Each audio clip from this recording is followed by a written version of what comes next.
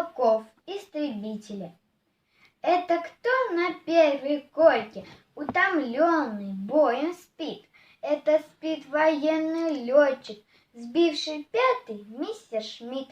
Он сегодня под Москвой показал в ночном бою ловкость, мужество и волю соколиную свою.